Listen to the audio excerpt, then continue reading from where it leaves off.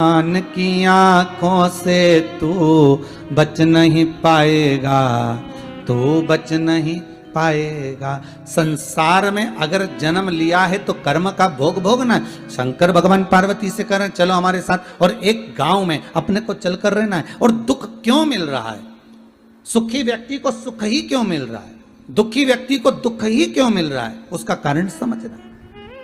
और शंकर पार्वती को लेकर गए, गांव में पहुंच गए। गांव के लोगों ने पूछा कहां से आए हो भाई? शंकर भगवान बोले बस पास के 7 गांव छोड़कर आए हैं और अब हमने वो गांव छोड़ दिया है, अब इसी गांव में रहेंगे। अच्छा अच्छा, कहाँ रहोगे? ये हमारा झोपड़ा पड़ा है, इसमें रह लीजिए। हाँ भैया। शंकर पार्वती उसमें रहने के लिए गए। पार्वती जी बोली खाएंगे क्या? शंकर भगवान बोले मैं भोजन की व्यवस्था करता हूं, तू जब तक भोजन बनाने की व्यवस्था कर ले।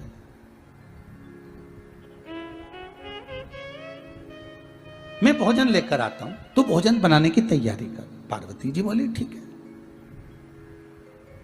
और माता पार्वती जब अंदर गई तो अंदर जाकर देखा कि वो चूल्हा जो होता था ना पुराने समय का, मट्टी का चूल्हा, तो पार्वती जी ने कहा चूल्हा तो है ही नहीं, रोटी काय में बनाएंगे, सब्जी काय में पकाएंगे, भोजन कैसे बनाएंगे? पार्वती जी गई और जाकर उन्होंने कुछ ईंट ढूंढी। ईंटें जो दीवार में चुनाई जाती हैं वो ईंट ढूंढी गई। अब पार्वती जी बहुत सारी जगह गई पर वो ईंट नहीं मिली। बहुत ढूंढने के बाद पार्वती जी एक झोपड़े के पास गई। वो झोपड़ा झरझर हो रहा था, वो झोपड़ा टूट सा रहा था, बड़ा कमजोर हो चुका था। पार्वती जी ने वहां से एक ईंट उठाई, 2 ईंट उठाई, 3 ईंट उठाई और उठाकर 4-5 ईंट पार्वती जी लेकर आई और आकर उन्होंने चूल्हा बना लिया। शंकर भगवान आए सामग्री लेकर और सूखा सामान लेकर। शंकर भगवान ने आकर कहा ले पार्वती भोजन बनाओ, तैयारी करो। चूल्हा बनाया। पार्वती कहे हाँ, ईंटें कहां से लेकर आई हो? पार्वती जी ने कहा वो एक मकान था ना, वो झरझर हो रहा था। एक मकान जो होता ना वो टूट रहा था। एक मकान बड़ा कमजोर सा हो गया था, वो कुटिया, वो झोपड़ा, वो एकदम जर्जर सा हो गया था। उसकी ईंटें निकल रही थी तो मैंने सोचा 4-6 ईंट इसी में से निकाल कर ले जाऊं।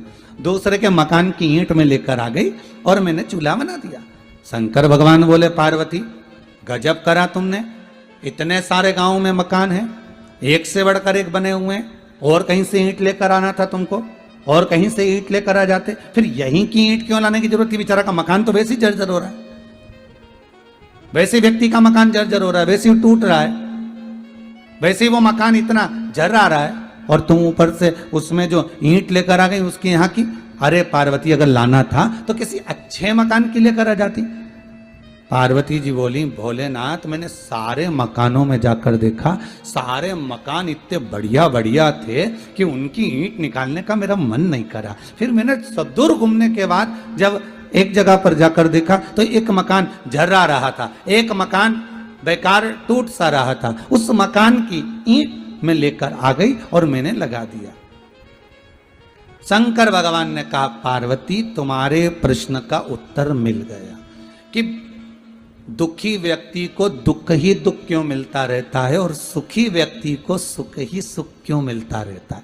जैसे पार्वती तुम अच्छा मकान देखा तो तुम उसकी ईंट निकाल कर नहीं लाई, तुमने अच्छा भवन देखा तो तुमने उसकी ईंट नहीं निकाली, पर जो मकान झरझरा सा हो गया था, जो मकान टूटा सा हो गया था, जो मकान की ईंटें झर रही थी, जिस मकान की ईंटें नीचे गिर रही थी, तुमने वहीं की ईंट निकाली। पार्वती जी, शंकर जी कहते हैं बस तुम्हारे प्रश्न का उत्तर यही है, जिसने इस मकान को सवार लिया, जिसने इस मन को सवार लिया, पार्वती जी जिसने इस मन को सुधार लिया, भगवत भजन से, स्मरण से, शिव कथा से, राम कथा से, कृष्ण कथा से, भगवान की भक्ति से, जिसने इस महल को, इस मकान को, इस भवन को संभाल लिया होता है, फिर उसको दुख नहीं मिल पाता है। पर जो मकान झरझरा सा हो जाता है, जिसके भीतर काम, लोभ, आसक्ति, वासना, तृष्णा, ये सब जिसके भीतर बराती चली जाती है, बस उसी की ईंट निकलती चली जाती, बस उसी की ईंट निकल रही है। दुख क्यों मिल रहा है? दुख मिलने का कारण क्या है? क्यों तकलीफें मिलती है? उसका कारण क्या है? हम मृत्यु लोक में जन्म तो ले लिए, हम पृथ्वी पर आ तो गए, पर इस पृथ्वी पर आने के बाद हमारा जो कर्म है, हम उस कर्म से वंचित हैं। हम उस कर्म से वंचित। किसी